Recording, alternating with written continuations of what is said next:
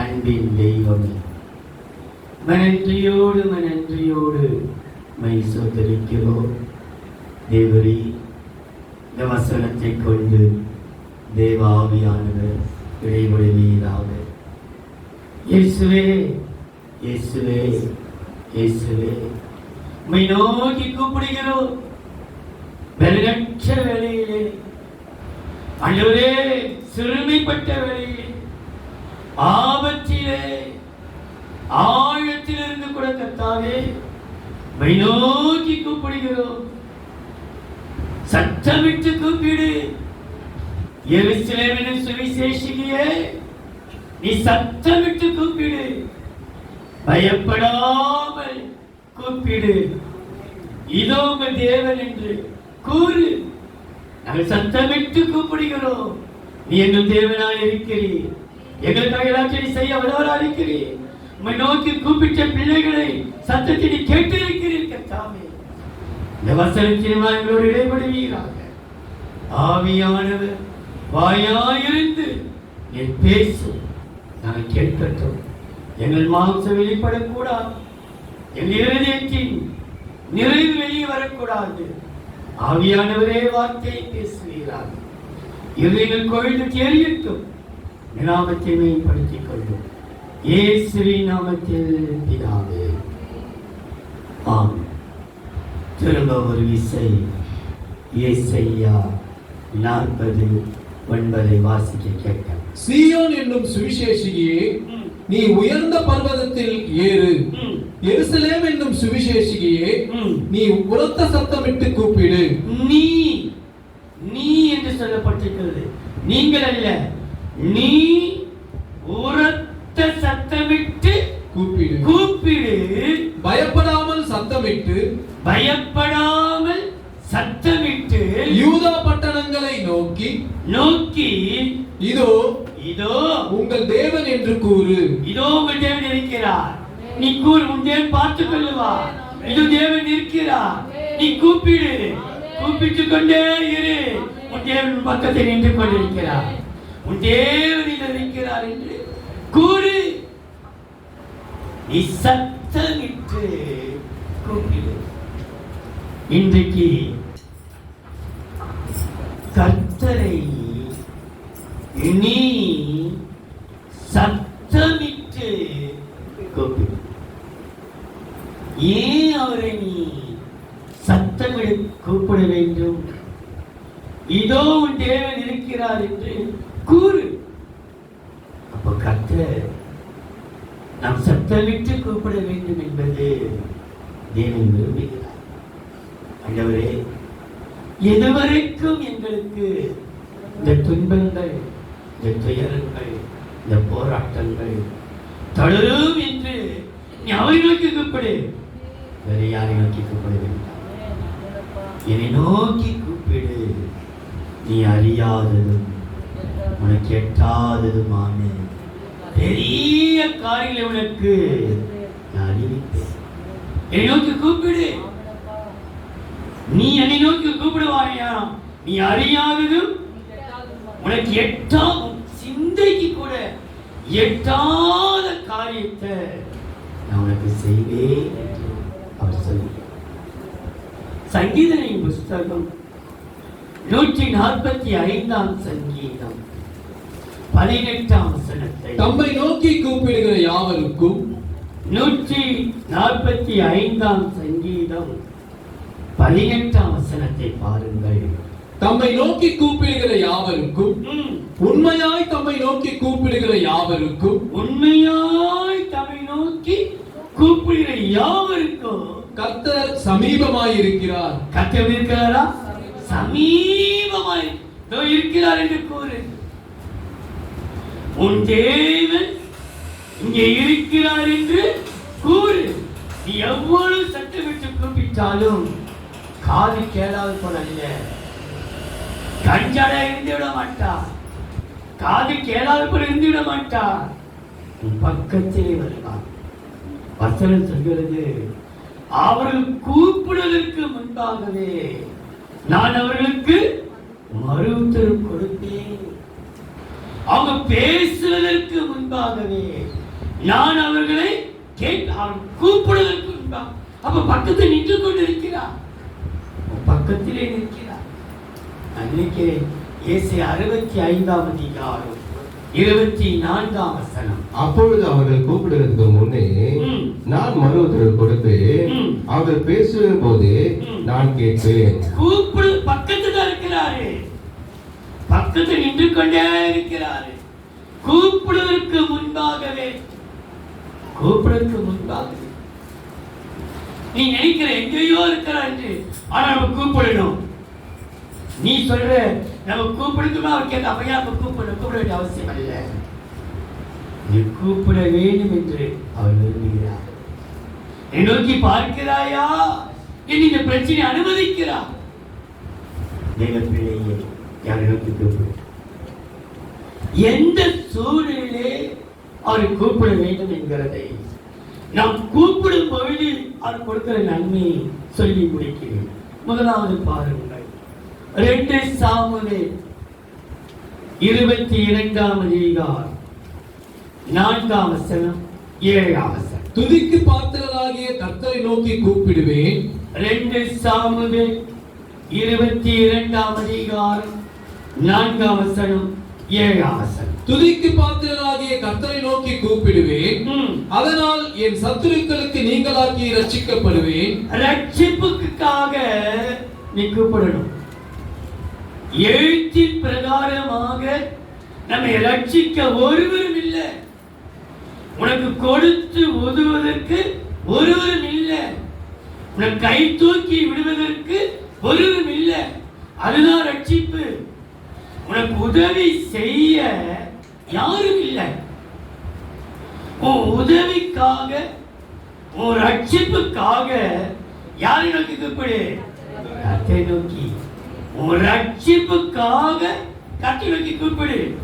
7ஆம் வசனம். எனக்கு உண்டான நெருக்கத்திலே, நெருக்கம், பல நெருக்கம், இட நெருக்கம், மனதில் நெருக்கம், சிந்தனை நெருக்கம், குடும்பத்தில் நெருக்கம், எனக்கு உண்டான நெருக்கத்திலே கர்த்தரை நோக்கி கூப்பிட்டு, கர்த்தரை நோக்கி கூப்பிட்டு, என் தேவனை நோக்கி அபயமிட்டேன்.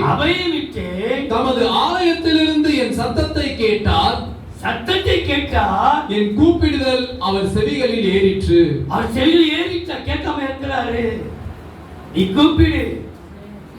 ரட்சிப்புக்காக ஒரு ரட்சகரை நோக்கி கூப்பிடு. ஆண்டவரே, இந்த பிரச்சனையிலிருந்து என்னை ரட்சிக்க யார் இருக்கிறார்கள்? இந்த பிரச்சனையை யார் தீர்க்க முடியும்? இந்த பிரச்சனைக்கு ஒரு தீர்வு காண வேண்டும். உன் பிரச்சனை தீர்க்க தேவன் வல்லவராய். ரட்சிப்புக்காக அவரை நோக்கி நீ கூப்பிடு.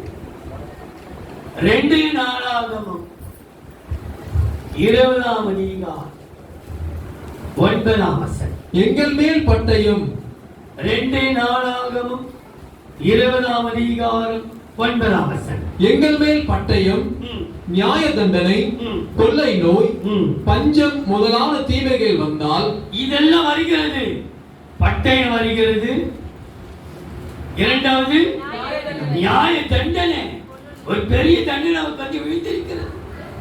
இந்த நியாய தண்டனை, கொள்ளை நோய், பஞ்சம், தீமைகள் வந்தால், அப்பொழுது உம்முடைய நாமம் இந்த ஆலயத்திலே விளங்குகிறபடியால் நாங்கள் இந்த ஆலயத்திலே உமது சந்நிதியிலே வந்து நின்று, உம்முடைய சந்நிதியில தான் வந்திருக்கிறோம்ப்பா. அவர் சந்நிதி நிற்கிற ஜனங்களை கர்த்தர் ரட்சிக்க வல்லவர். ரட்சகர் சந்நிதியிலே வந்து நின்று எங்கள் இடுக்களில் உம்மை நோக்கி கூப்பிடுகையில் தேவரீர் கேட்டு ரட்சிப்பீர் என்று சொல்லியிருக்கிறார்களே. நம்ம நிற்கிறோமே. பட்டயம் வந்திருக்கிறது, பஞ்சம் வந்திருக்கிறது, கொள்ளை நோய் வந்திருக்கிறது, இடுக்கல் வந்திருக்கிறது, தீமை வந்திருக்கிறது, எவ்வளவு வேதனை வந்திருக்கிறது. நம்முடைய சந்நிதியிலே வந்து நின்னா இதெல்லாம் தீரும் என்று சொல்லியிருக்கிறார்களே. இரட்சிப்பீராக. நிச்சயமாகவே ரட்சிப்புக்காக கூப்பிடுகிற வேளையிலே நம்மை ரட்சகர் நிச்சயமாகவே நம்மை ரட்சிக்க வல்லவராய், நம்மை தேவன் ரட்சிக்கிறவர். அவர் சன்னில் இருக்கிற பிள்ளைகளை ரட்சிக்காமல் இருப்பாரா? அவர் செய்த நன்மையை பாருங்கள். 55ஆம் சங்கீதம் 16, 17, 18. நானோ தேவனை நோக்கி கூப்பிடுவேன். சங்கீதம் 55ஆம் சங்கீதம் 16, 17, 18. நானோ தேவனை நோக்கி கூப்பிடுவேன். நானோ தேவனை நோக்கி கூப்பிடுவேன். கர்த்தர் என்னை ரட்சிப்பார். என்னை ரட்சிப்பார். அந்தி சந்தி மத்தியான வேளைகளிலும் நானோ அவரை நோக்கி கூப்பிடுவேன். அவர் என்னை ரட்சிப்பார். அந்தி சந்தி மத்தியான வேளைகளிலும் நான் தியானம் பண்ணி முறையிடுவேன். அவர் என் சத்தத்தை கேட்பார். திரளான கூட்டமாய் கூடி என்னோடு எதிர்த்தார்கள். அவரோ எனக்கு நேரிட்ட போரை நீக்கி என் ஆத்துமாவை சமாதானத்துடன் மீட்டு விட்டார். என்ன செய்தாரா? சமாதானத்தோடு மீட்டு விட்டார். நீ குயிலே இருக்கிறாய், கடங்கார குயி, பயங்கரமான வியாதி என்கிற குயி, பிரச்சனை என்கிற குயி, அவமானம் என்கிற குயி. கர்த்தரோ என்னை மீட்டு விட்டார். அவர் சந்நிதியில் இருக்கிற நீங்கள் உங்கள் ரட்சிப்புக்காக நோக்கி கூப்பிடுங்கள். ரட்சிப்புக்காக நீங்கள் கூப்பிடும் பொழுது கர்த்தர் உங்களை ரட்சித்து உங்களை மீட்டு விடுவார். ஆகையினாலே சுருக்கமாக மனதிலே சொல்லுகிறேன், இவ்வளோ பிரச்சனை, கொள்ளை நோய் கர்த்தரே தண்டித்திருக்கிறார். குயிலே இருக்கிறோம், தீமைகள், துன்பங்கள், துயர் எல்லாம் நம்மை தாக்கி இருக்கிறது. இதெல்லாம் வந்து இந்த ஆலயத்தில் நின்று அவர் சன்னிதிலே நிற்குமானால் கர்த்தர் கேட்பார் சொல்லியிருக்கிறார்களே. வந்து நிற்கிறோம் ஐயா, எங்களை ரட்சிங்க, எங்களை ரட்சிங்க. கர்த்தரை நோக்கி கூப்பிடு. கர்த்தர் ரட்சிக்கிறவராக இருக்கிறார். அவர் ரட்சித்து உன்னை மீட்டு விடுவார். நீ செய்வது ஒன்னே ஒன்று, அவர் சன்னிதியில் நின்று அவரை நோக்கி கூப்பிடு. இயேசுவே, இயேசுவே, இயேசுவே, இவ்வளோ பிரச்சனையிலே என்னை மீட்டு விடுவதற்கு நீ ஒருவர் தான் என்னை மீட்டுக் கொடுக்க. இந்த எல்லா கடன்பாரத்திலிருந்து மீட்டு விடுவதற்கு அவர் ஒருவர் தான் அவனை மீட்ட முடியும். எல்லாம் மூழ்கி போயிடுச்சு, மீட்க முடியாத சூழ்நிலை. ஆனால் கர்த்தர் மீட்டெடுத்த கர்த்தர் கிருபை செய்வார். ரட்சிப்புக்காக அவரை நோக்கி கூப்பிடு, சத்தமிடு. அவரை நோக்கி கூப்பிட்டு சத்தமிடு. அவர் உன் சத்தத்தை கேட்டு உன்னை மீட்பார், மீட்டெடுப்பார், அல்லது மீட்டு விடுவார். அவர் தான் மீட்டு விடுவார். இரண்டாவதா நெகேமியாவின் புஸ்தகம் 9ஆம் அதிகாரம் 9ஆம் வசனம். எகிப்திலே எங்கள் பிதாக்கள். நெகேமியா 9ஆம் அதிகாரம் 9ஆம் வசனம் 27ஆம் வசனம். எகிப்திலே எங்கள் பிதாக்கள் அனுபவித்த சிறுமையை நீர் கண்டு, சிறுமையை நீர் கண்டு சிவந்த சமுத்திரத்தில் அவர்கள் கூப்பிடுதலை கேட்டீர். கூப்பிடுதலை சிறுமையிலே நீ கூப்பிடு. ஏன் தெரியுமா? நம்முடைய முற்பிதாக்கள் சிறுமையில் கூப்பிட்டார்கள், கூப்பிட்டு நன்மை பெற்றார்கள். நாமும் இந்த நாளில் சிறுமைப்படுகிறோம். சிறுமை என்றால் அப்படிப்பட்ட ஒரு சிறுமை, பயங்கரமான சிறுமை மேல் சிறுமைப்பட்டுக் கொண்டிருக்கிறோம். இந்த சிறுமையிலே அவரை நோக்கி வசனம் சொல்கிறது. 119ஆம் சங்கீதம் 49, 50. 119ஆம் சங்கீதம். நீர் என்னை நம்ப பண்ணின வசனத்தை. 119ஆம் சங்கீதம் 49, 50. நீர் என்னை நம்ப பண்ணின வசனத்தை உமது அடியேனுக்காக நினைத்தருளும். அதுவே என் சிறுமையில் எனக்கு ஆறுதல். சிறுமையிலே அதுதான் எனக்கு ஆறுதல். உம்முடைய வாக்கு என்னை உயிர்ப்பித்தது. உம்முடைய வாக்கு என்னை உயிர்ப்பிக்கும். சிறுமையிலே அவர்தான் ஆறுதல். நான் சிறுமைப்பட்டிருக்கிறேன்.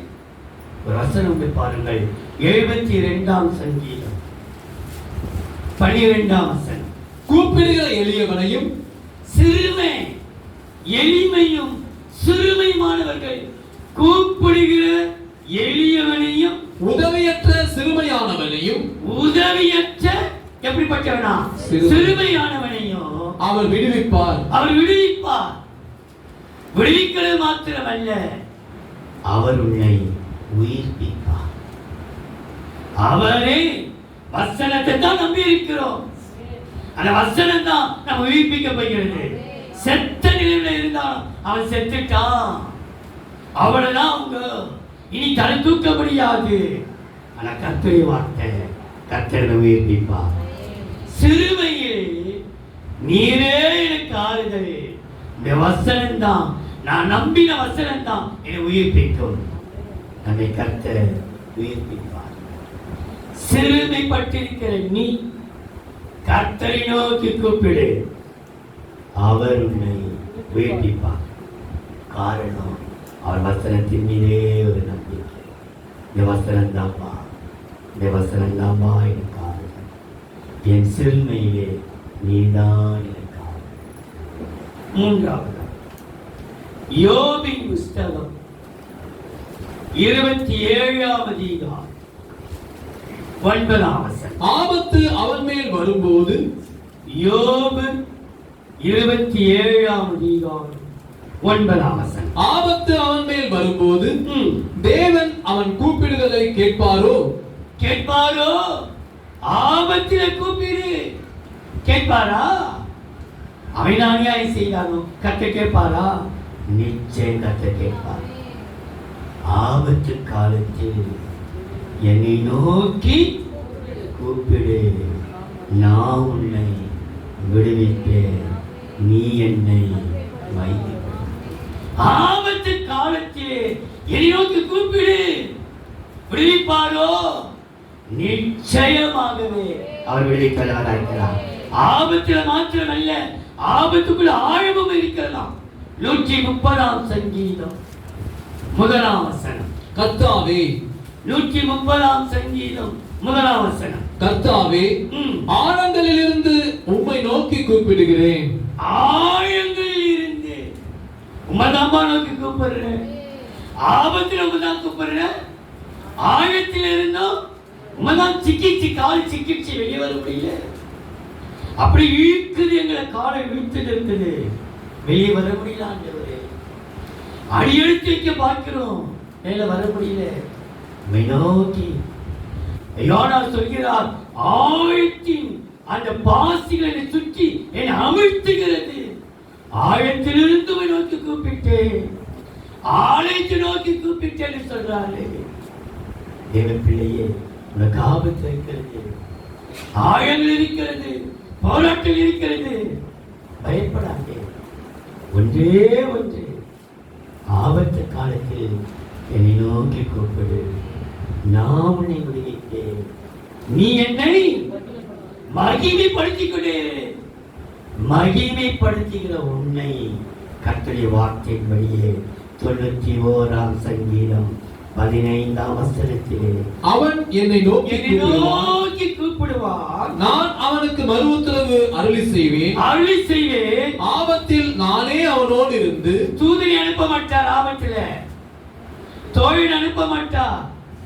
அவரே உனக்கு ஒரு பிரச்சனை, உனக்கு ஒரு ஆபத்து, அவன் என்னை நோக்கி கூப்பிடுவான், நான் மறு உத்தரவு கொடுப்பேன். ஆபத்தில் நானே அவனோடு இருந்து. உனக்கு ஆபத்து வந்துச்சா வேற யாரும் அனுப்ப மாட்டார். மிகாவேல் தூதனை கூட அனுப்ப மாட்டார். அவரே வருவார், அவரே வருவார். ஆபத்தில் நானே அவனோடு இருந்து அவனை தப்புவித்து அவனை கனப்படுத்துவேன். கர்த்தரை கனப்படுத்துவார். ஆபத்திலே கர்த்தரை மகிமைப்படுத்திக் கொண்டே ஐயோ என்று கதறாதே, நன்மைக்கு சந்திக்கிற அனைத்தும் நன்மைக்கே. எது நடந்தாலும் இது நன்மைக்கே. நீ மகிமைக்காகவே நடப்பாயனால் ஆபத்திலே கூப்பிடுகிற உன்னை அவர் கனப்படுத்துவார்.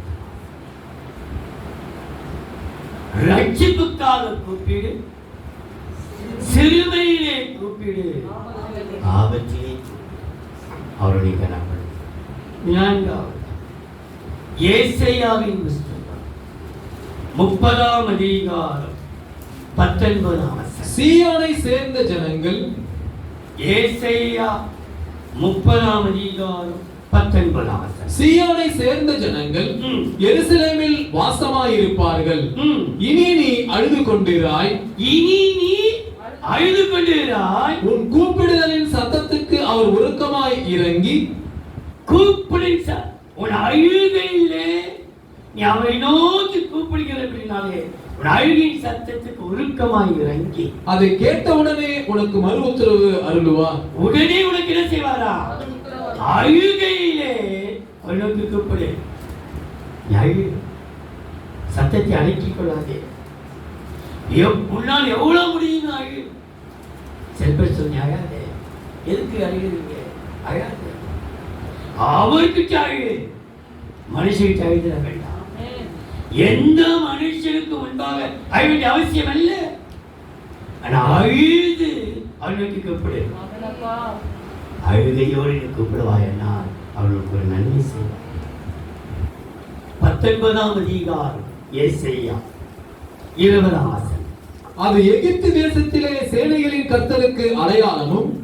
ஏசாயா 19ஆம் அதிகாரம் 20ஆம் வசனம். அது எகிப்து தேசத்திலே சேனைகளின் கர்த்தருக்கு அடையாளமும் சாட்சியுமாய் இருக்கும்.